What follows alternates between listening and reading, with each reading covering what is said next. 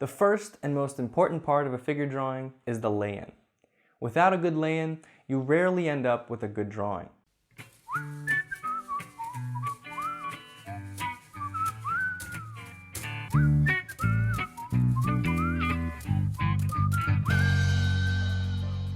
In the last lesson, we learned the average proportions of the body.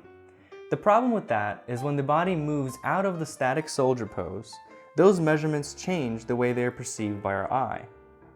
Foreshortening changes these relationships. If drawing from imagination, you can remember the proportions and do your best to apply perspective to them.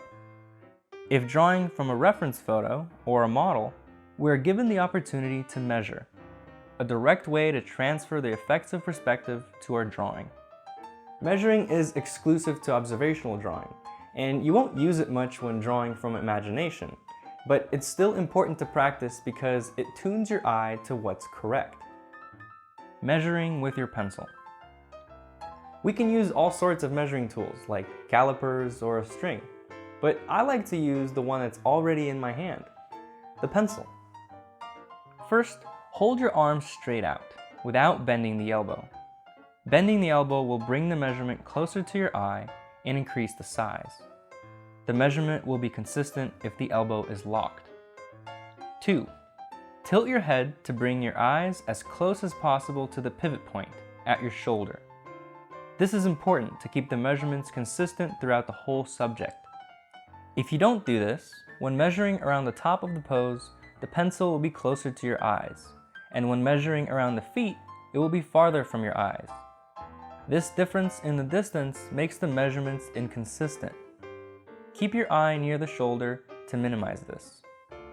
3. Close one eye. 4. Use the tip of the pencil as the top point of whatever you're measuring, and put your thumb at the bottom point. And 5. Now that you have the unit, you can compare it to another part of the figure. For example, it's very common to count how many head lengths fit in the height of the pose. Move your measurement down below the chin and note where your thumb is. Repeat that down the figure and count the units. This pose is 7.5 heads tall.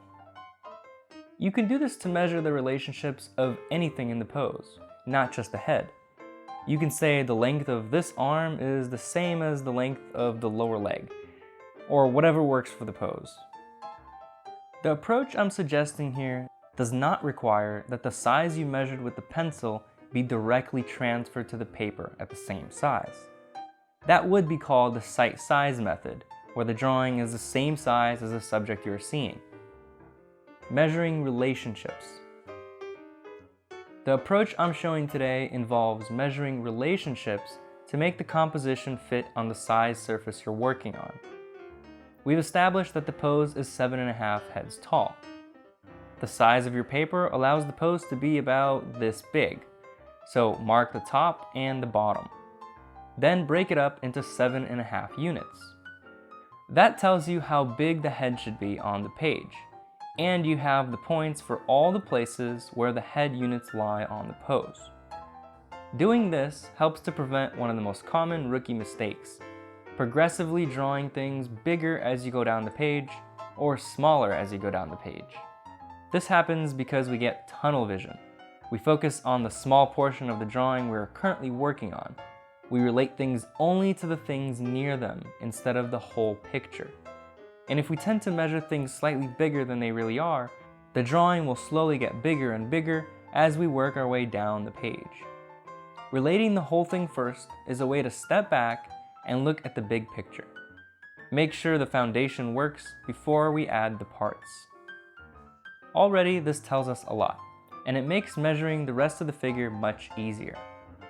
We can also rotate the head unit horizontally and do the same thing for the width of the pose. Notice how in this pose, the head is closer to the left side. Avoid putting it in the exact center by default, since that could create an unbalanced composition. Think about the placement of the drawing vertically and horizontally. At this point, you could also find the center point of the pose by dividing the height and width in half. Then find where that center point is on the model. In this pose, the center point is about here in his right glute. Shapes and angles. With the head units in place, we can start drawing in the shapes. Start with the largest shapes and use simple lines. The largest shape we can use is what's called the envelope. Use large angles connecting the outside points of the whole pose. Imagine if the pose was gift wrapped. Doing this allows you to look at the big picture and establish its perimeter. Everything else should fit inside this shape. Now start observing the next largest shape along the body. Focus on getting the angles right with simple gesture lines. Remember that a gesture line can be either a straight line, C-curve, or S-curve. It should capture the motion of the form. This allows you to get the big picture working without committing to any details. You can easily make corrections as you go. Once you start adding subtleties in the contours, it's less likely that you'll change things. And if you do, it's more time consuming because you have to redo all the details. So keep it simple, stupid, and worry only about the major relationships at first. It's also a good idea to keep your lines thin and light. Most of these initial construction lines will need to be erased later. So if you draw dark, thick lines, you'll end up with a very messy drawing. Though we are drawing gesture lines here, it's a bit different from the 30-second to 5-minute quick sketches we did in the beginning of this course. In the quick sketches, we were not too concerned about the proportions, only the motion and the energy. It's hard to get accurate proportions in a 30-second sketch. In this lesson, we are much more concerned about proportions. As a result, we will lose some gesture because we're not exaggerating as much, or not at all. It's a side effect of careful measuring. Usually, my goal is to construct accurately while capturing as much gesture as possible. Plumb lines. A plumb line is an exact vertical line that you can drop to see alignments within the pose.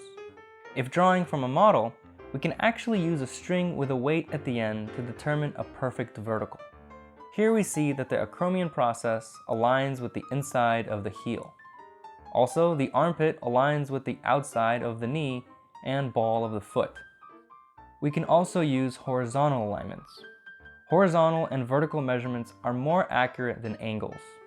They are much easier to get right because you can align them with the edge of the paper, and we tend to have a pretty clear vision in our mind of a horizontal and vertical. Subtle angle variations can make a big difference, such as measuring an angle from the head to the shoulders to find the width of the shoulders. If your angle is slightly off on both sides, the shoulders end up being wider or narrower than you intended. It's okay to use angle relationships. I do all the time. Just keep in mind that there's more room for error. Double check them when possible with verticals and horizontals. Triangulation. Something that might help to measure angles is triangulation, measuring angles of 3 points instead of 2. If we've determined these 2 points to be correct, and we're trying to find the placement of a third, we can estimate the angle from one point and then the other. If these 2 estimates don't match, well then we have to remeasure them. The actual point is probably somewhere in between. Then we can look at the triangle shape made by these points and compare that. This gives us another chance to capture a mistake since we're looking at the shape, not just the angle of a line. Each pose is unique. Each pose has its own solutions, relationships that make the most sense to measure for that particular pose. For example, in this pose, the length from the elbow to the fingertips is exactly 2 head units.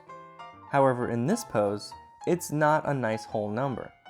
It's a little bit less than 2.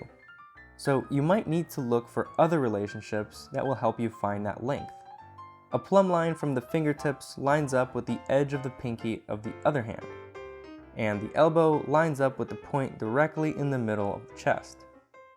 It's nice when things relate with whole numbers, but sometimes you'll need to take your best guess at a little bit less than 2, and then check it with other relationships.